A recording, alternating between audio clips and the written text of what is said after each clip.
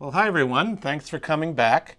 This is the second series of lectures that I'll be giving on the topic of study design. And what I'd like to do in this series is talk about the experimental studies. And first I want to talk about the difference between experimental studies and observational studies. But to set the roadmap, or to explain where we're standing in the sequence of lectures that I'll be giving on study design, this is the slide we showed last time. Last time we talked about three types of study designs that you might see in epidemiology. We talked about case reports, we talked about ecologic studies, we talked about cross-sectional studies, and I made the point that these are very good starting points.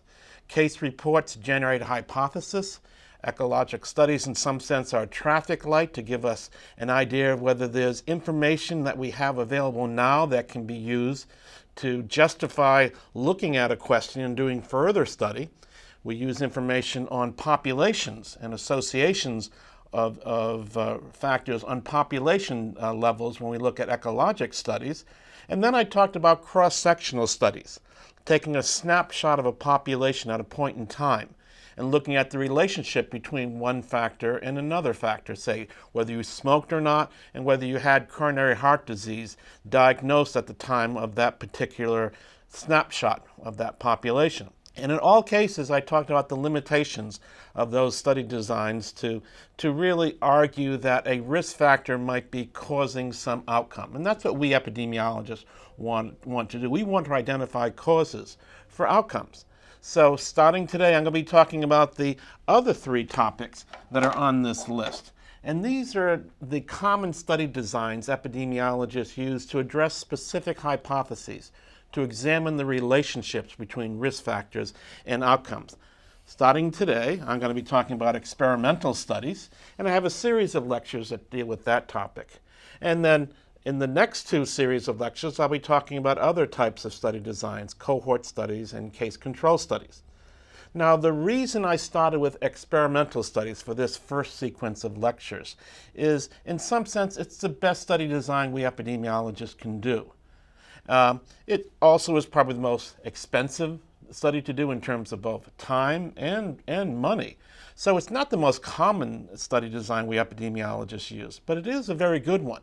The main reason I'm talking about it first is to link the experimental study design to what we've said already when I've talked about measuring effects of risk factors on outcome, measuring incidence, measuring cumulative incidence, measuring incidence rates, and trying to use those as building blocks to build measures of association to estimate, hopefully, the causal effect that a risk factor has on an outcome. So let me first start off by talking about the difference between an experimental study, the topic for this series of lectures, and observational studies, non-experimental studies, topics for the next two series of lectures that I'll be giving.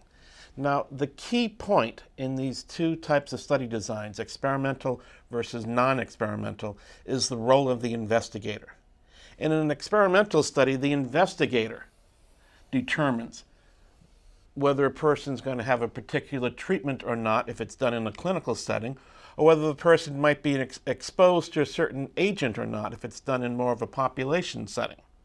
While in a non-experimental study, the investigator just observes what's happening in a population, whether it be clinical or in a general population, just measures associations that he can observe in that general population. So for example, this morning, as I try to remember to do every morning, I take a low-dose aspirin pill. The reason I take a low-dose aspirin pill is a few years ago, my primary care physician said, Fran, you're at a certain age, you should be taking these pills because people have shown they can prevent heart disease, heart attacks from happening. Later on in the series of lectures, I'll be talking about an experiment where an investigator assigned certain people to take low-dose aspirin and other people not to take low-dose aspirin, follow those people over time to measure which group, the aspirin users or the non-aspirin users, were more likely to develop heart attacks. That's an experimental study. The person themselves didn't decide whether to take aspirin or not. His or her primary care physician didn't decide to take that this patient should take aspirin or not. The investigator of the study said, you are assigned to the aspirin group, you are assigned to the non-aspirin group. And the people were asked, the subjects in the study were asked to take the assignment that was given to them by the investigator. Now, I could do a study today, an observational study, by looking at people like myself who by choice are taking aspirins, not because some investigator told them to do so, but because they even made that decision, or their primary care physician decided to make that recommendation to them, not for the sake of testing any scientific hypothesis, but for good medical practice. Well, I can come along as an investigator now and observe people who, for one reason or other, have decided to take aspirin, and observe people who decided not to take aspirin, follow those people over time to see which group developed heart disease more commonly. That would be in a non-experimental and an observational study. So the main distinguishing feature between observational studies, non-experimental studies, and experimental studies is who determines which group a person's going to fall into. Experimental studies, the investigator does so. In observational studies, it's usually the individual themselves who makes that decision. Now, as an example for this series of lectures, I'm going to be talking about one type of an experimental study, and maybe the most commonly used type that we epidemiologists use, something called a randomized trial, a randomized study. I'm going to be talking in these series of lectures about doing a study in a very clinical setting. Let's suppose we want to investigate if a new treatment given to people who are diagnosed with a certain disease is better than the standard treatment that they normally would receive.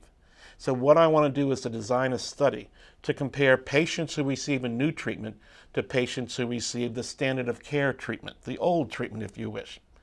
I'm going to be talking about randomized trials or randomized controlled trials. They're abbreviated by RCT. R for randomized, C could either stand for controlled or clinical, and the T stands for trials. And the defining feature of this randomized controlled trial is that the subjects are going to be randomized to receive one treatment, the new treatment, or the other treatment, the standard of care treatment, meaning the investigator is essentially flipping a coin, a random event. If the coin comes up heads, a person will be assigned to the new treatment group. If the coin comes up tails, he'll be assigned to the standard of care treatment group. What's going to happen after that is regular run-of-the-mill epidemiology. We're going to follow these people over time, and we're going to observe outcomes among those people, and we're going to compare the outcomes in the group that's randomized to receive the new treatment to the group that's randomized to receive the standard of care. We're going to build a measure of association, things like risk ratios, rate ratios, odds ratios.